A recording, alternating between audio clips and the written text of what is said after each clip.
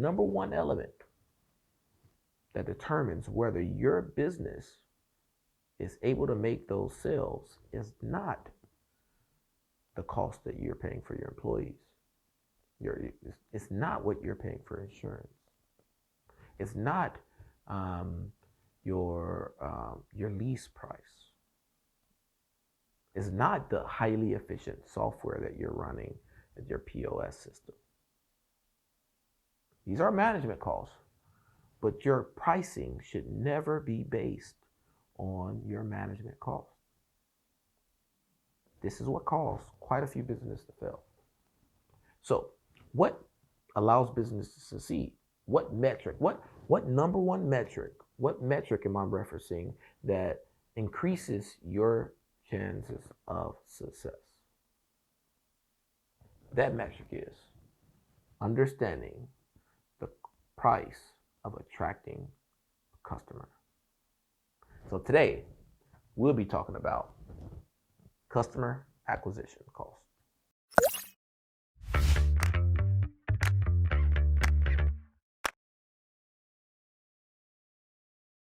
Okay, so what is customer acquisition cost?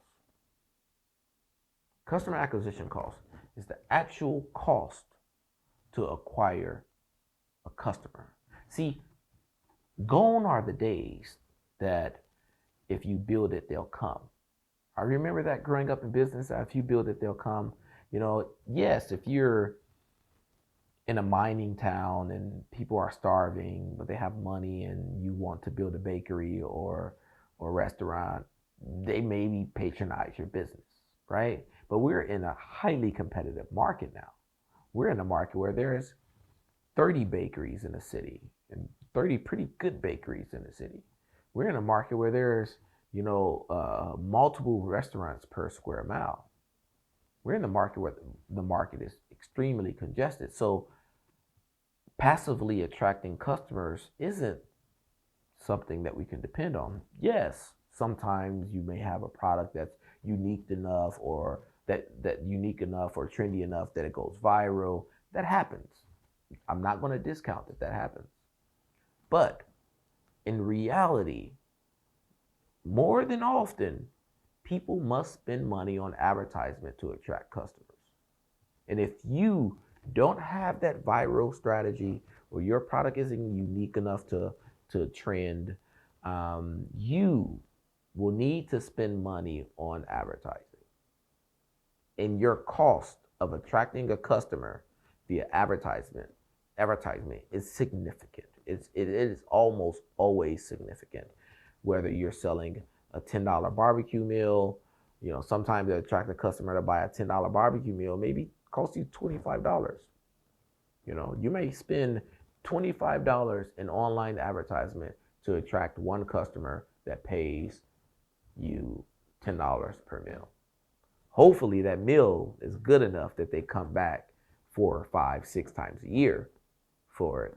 You can justify that $25 ad spend, and that's the lifetime customer value. It's lifetime value of a customer. So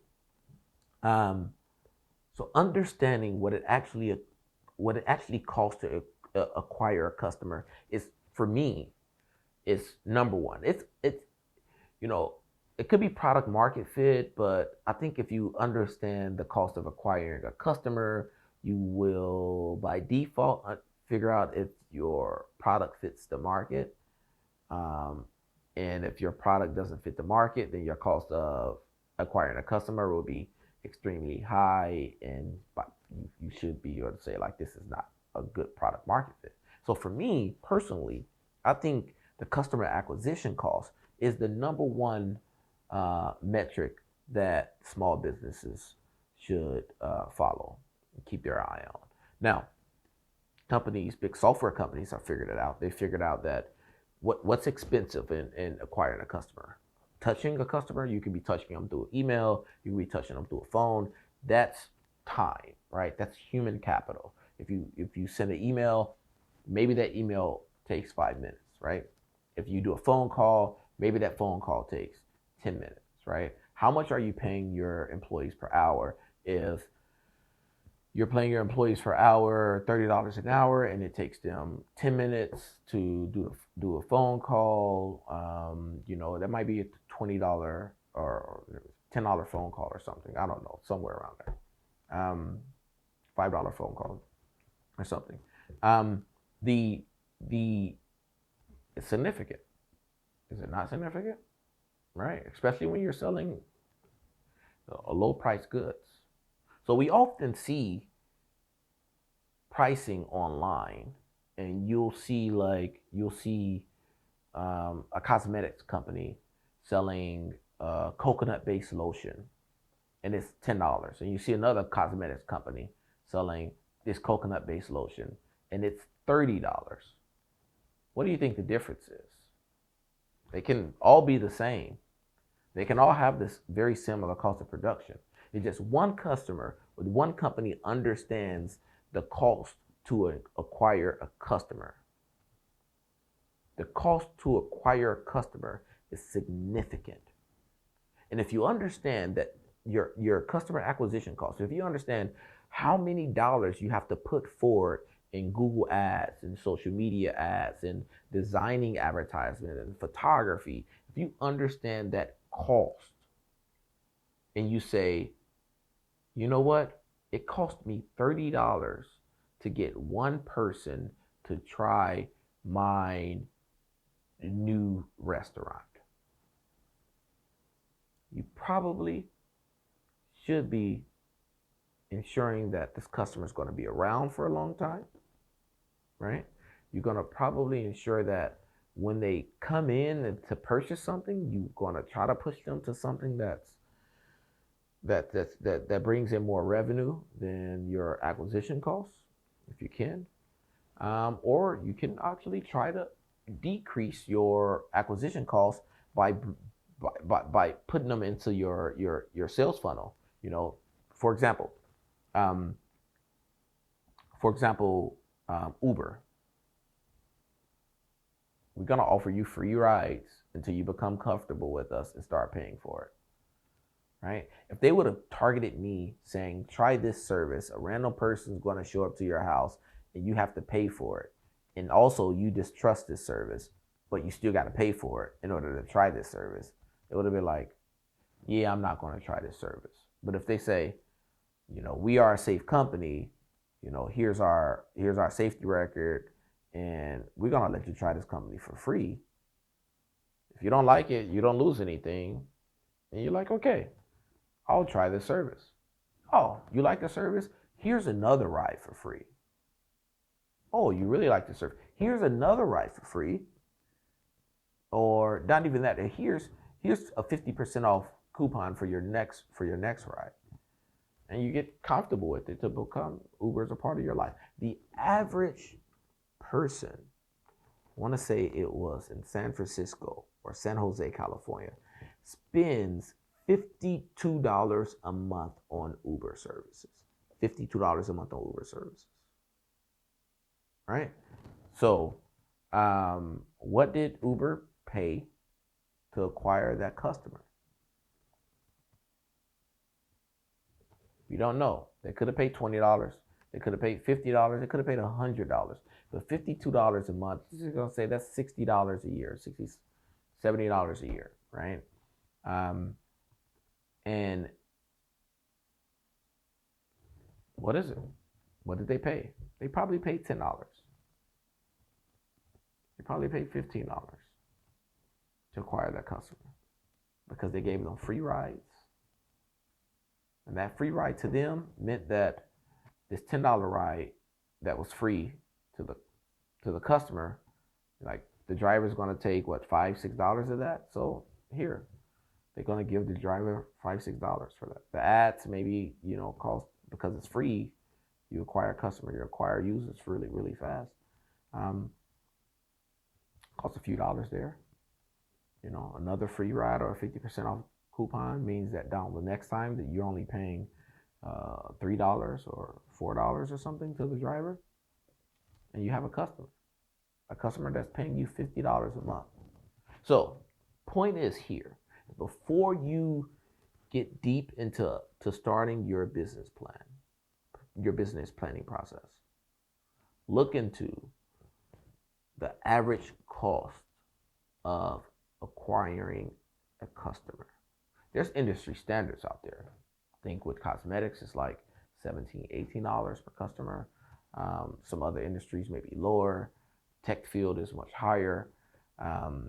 Because these are what drive these metrics is what really drives the cost of products and services around America. You might be online looking for a plumber. You see some ads on there. You notice that this plumber is $20 more hour than the local plumber that's right up the street.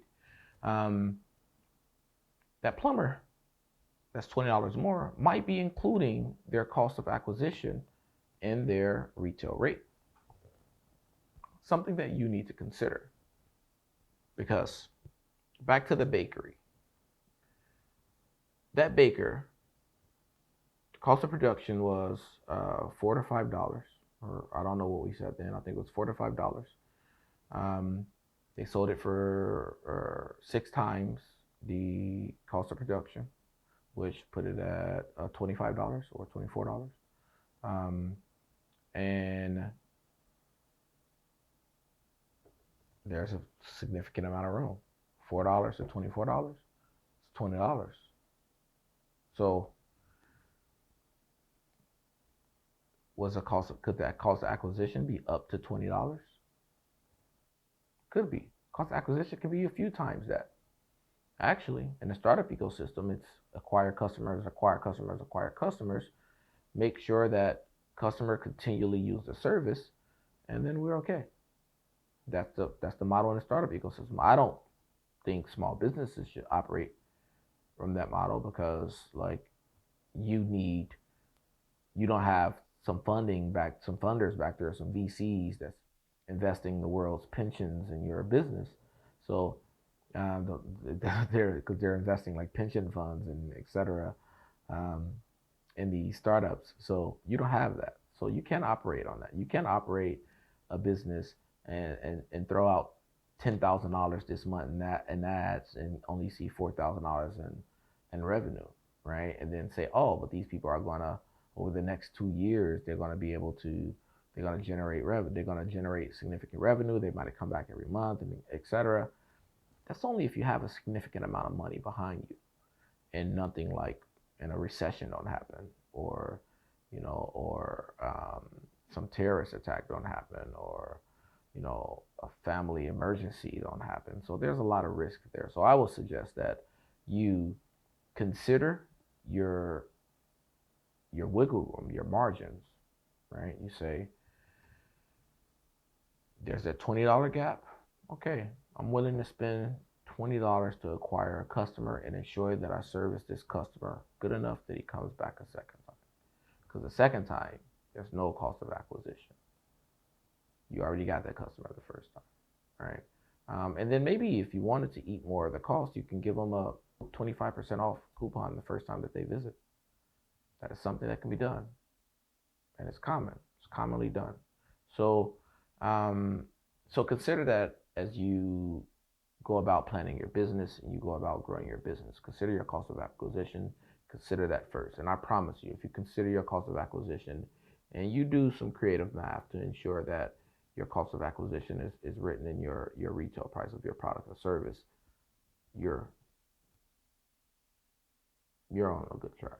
And if your customers are willing to pay that price, once it includes your cost of acquisition, you're good. That said, that's all I have for you today. Remember, like and subscribe.